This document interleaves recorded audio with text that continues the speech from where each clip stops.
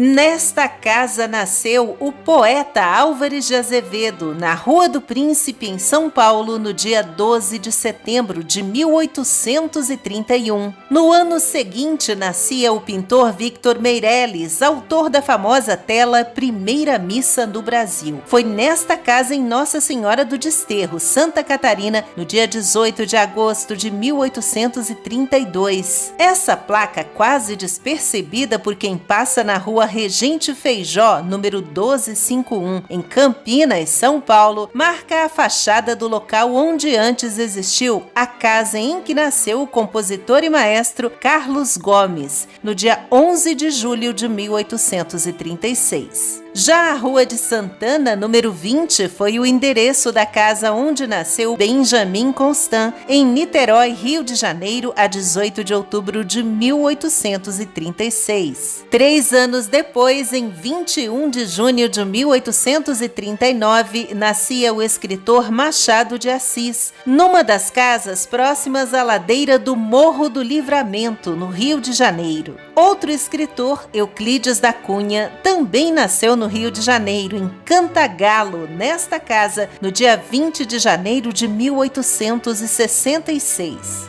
Esse casarão da fazenda São Bernardo, na zona rural de Capivari, em São Paulo, foi o berço da pintora Tarsila do Amaral, nascida em 1º de setembro de 1886 e onde ela viveu até os 9 anos. E esta foi a casa em que o médico sanitarista Oswaldo Cruz nasceu, em São Luís do Paraitinga, São Paulo, no dia 5 de agosto de 1872. Transformada em museu com bom acervo, esta casa em Cruz Alta, no Rio Grande do Sul, foi onde nasceu o escritor gaúcho Érico Veríssimo, em 17 de dezembro de 1905. E o cantor e compositor carioca Tom Jobim nasceu nesta bela casa, no bairro da Tijuca, Rio de Janeiro, no dia 25 de janeiro de 1927.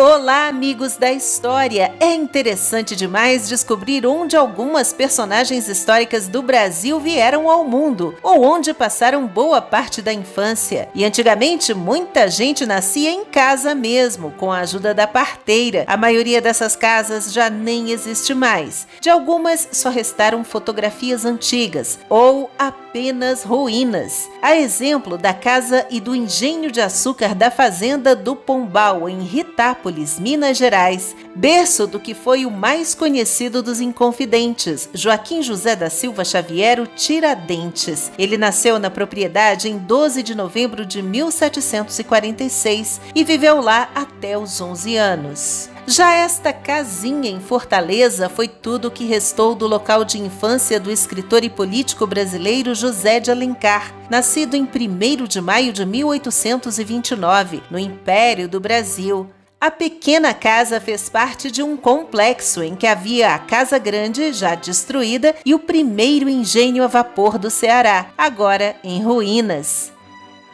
Outros locais estão abandonados, como o casarão em que viveu a pequena Clarice Lispector, quando a família dela saiu da Ucrânia e foi morar em Recife, Pernambuco, na antiga Praça Conde D, atual Maciel Pinheiro, no bairro da Boa Vista. Nos 2 pavimentos superiores, a futura escritora morou com os pais e as 2 irmãs até os 14 anos, quando se mudou para o Rio, já órfã de mãe. E está fechado o museu abrigado na casa onde nasceu o jurista e político Rui Barbosa, em Salvador, no dia 5 de novembro de 1849, e onde ele residiu até os 16 anos. A edificação, vinculada à Associação Baiana de Imprensa desde 1935 e administrada pela Faculdade Rui Barbosa desde 1999, já teve peças roubadas e atualmente é alvo de disputa judicial pela conservação do local e das obras, consideradas em degradação. Abandonado também ficou o sobrado de 3 andares onde nasceu em 9 de abril de 1912 Amácio Mazzaropi, o famoso humorista, ator e cineasta, filho de um italiano como a brasileira, que viveu até os 8 anos no imóvel do século XIX, no número 61 da Rua Vitorino Carmilo, em Santa Cecília, São Paulo, capital. Depois a família se mudou para o Brás, mas muita gente pensa até hoje que o Jeca Tatu dos filmes nasceu em Taubaté.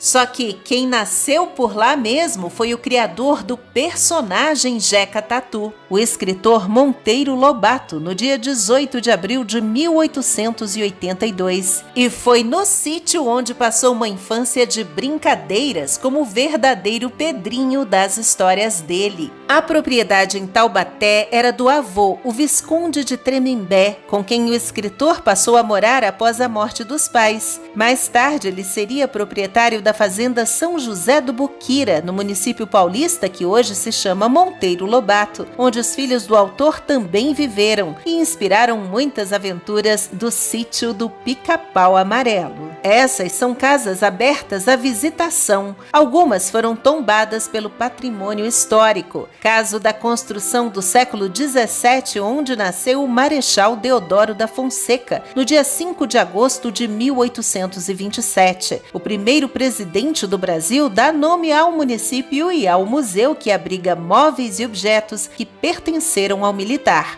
Antes do tombamento, o local estava em ruínas e restava apenas a fachada, com a porta, 4 janelas e os beirais. Em 1983, a casa foi reconstruída. Já o Museu da Casa Guimarães Rosa está instalado em Cordisburgo, Minas Gerais, no imóvel onde o escritor, diplomata e médico nasceu em 27 de junho de 1908 e onde ele passou os primeiros 9 anos de vida. Na residência da família, o pai dele, o seu Fulô, também mantinha um comércio, uma vendinha que atendia os vaqueiros da região, futuras fontes de inspiração para o autor de Grande Sertão Veredas. Minas Gerais é, aliás, o local de nascimento de muita gente que é parte relevante da história do Brasil, desde Chica da Silva e o casarão histórico construído na segunda metade do século XVIII, em que a ex-escrava viveu com o companheiro, comendador português João Fernandes de Oliveira, em Diamantina, até o ex-presidente Juscelino Kubitschek, que nasceu na mesma cidade, no número 241 da Rua São Francisco, em 12 de setembro de 1902, local em que se pode visitar o quarto dele e a cozinha da época e até um consultório de antigamente, pois além de político, JK também era médico. Ainda em Minas, Carlos Drummond de Andrade, um dos maiores poetas do século XX, nascido em 31 de outubro de 1902, viveu dos 2 aos 13 anos nesse sobrado de 2 pavimentos, construído pelo bisavô dele, na cidade de Itabira. E o ilustre mineiro Santos Dumont viveu nesta casa até os 2 anos de idade e voltou a morar nela por apenas 1 ano em 1919. Depois retornou à Europa para tratar de questões de saúde. O pai do aviador Henrique Dumont, além de rico produtor de café, foi o engenheiro encarregado de construir um trecho da estrada de ferro central do Brasil na subida da Serra da Mantiqueira, em 1872. O canteiro de obras foi instalado na localidade de Cabangu e por isso a família se instalou nessa fazenda próxima, onde nasceu Santos Dumont, em 20 de julho de 1873. No Museu de Cabangu, além das várias referências à aviação, podemos encontrar bilhetes do inventor para o caseiro João, com orientações sobre como cuidar da propriedade, além do engenhoso banheiro com um balde furado para servir de chuveiro. Novidade também encontrada noutra casa, a residência de verão de Santos Dumont em Petrópolis, desenhada por ele e conhecida como a Encantada. O famoso Lampião, o rei do cangaço, nasceu em 7 de julho de 1897, uma data contestada, mas é o que diz nesta certidão, e passou a infância na casa da avó materna, Dona Jacosa, no sítio Passagem das Pedras, em Serra Talhada, antiga Vila Bela, no semiárido pernambucano. O local foi restaurado pela Fundação Cultural Cabras de Lampião, com as mesmas características de quando o menino Virgulino Ferreira da Silva morava lá. Alguns endereços também ficaram conhecidos como local em que personagens famosos escolheram para viver por mais tempo, ou mesmo até o fim da vida. Este sobrado no bairro Cosme Velho, na rua do mesmo nome, número 18, no Rio de Janeiro, foi o leito de morte do escritor Machado de Assis, aos 69 anos, e onde ele viveu dias felizes ao lado da amada Carolina. Na Casa dos Benjamins, no bairro Henrique Jorge, em Fortaleza, no Ceará, foi onde a escritora Raquel de Queiroz viveu entre as décadas de 1920 e 1930, e onde escreveu o famoso romance O 15. O nome da residência se deve aos 4 centenários pés de Benjamim plantados pela mãe dela em frente à casa. Na Casa Velha da Ponte morava uma menina chamada Aninha, que virou Cora Coralina. A escritora, nascida na cidade de Goiás em 20 de agosto de 1889, veio ao mundo nessa construção de meados do século XVIII, às margens do Rio Assunção, uma das primeiras edificações da antiga Vila Boa de Goiás, que agora é um museu.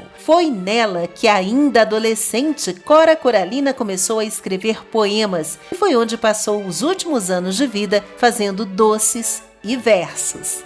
Muito obrigada por assistir. O seu like é muito bem-vindo se você gostou. Se inscreva, assista também a outros vídeos do canal e até a próxima com uma história a mais.